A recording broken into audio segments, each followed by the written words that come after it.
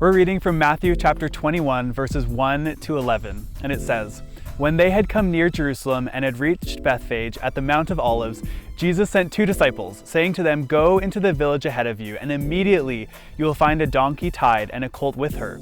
Untie them and bring them to me. If anyone says anything to you, just say this: the Lord needs them, and he will send them immediately.' This took place to fulfill what had been spoken through the prophet, saying, 'Tell the daughter of Zion, look, your king is coming to you, humble and mounted on a donkey, and on a colt, the foal of a donkey.' The disciples went and did as Jesus had asked.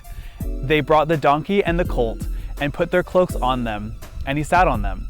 A very large crowd spread their cloaks on the road, and others cut branches from the trees, and they spread them on the road. The crowds that went ahead of him and that followed were shouting, 'Hosanna to the Son of David! Blessed is the one who comes in the name of the Lord! Hosanna in the highest heaven!' When he entered Jerusalem, the whole city was in turmoil, asking, 'Who is this?' The crowds were saying, 'This is the prophet Jesus from Nazareth in Galilee.'"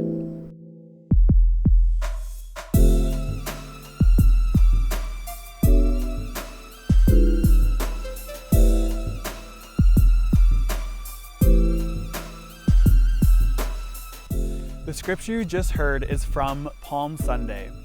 And Palm Sunday begins what has been historically known as Holy Week.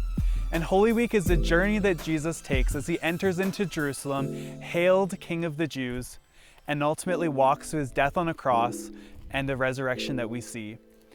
And as he entered into Jerusalem on that donkey and people laid down those branches before him, it was signifying his triumph and his victory.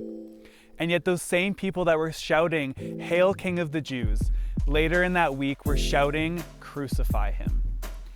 And as Jesus walks through that journey on that pathway with his disciples, it's actually a version of what we walk through in our discipleship journey. And so as we see how Jesus walked through Holy Week, we want to invite you into the journey as well. Because that journey is the same one that all of us are on as we look more and more like Jesus each day.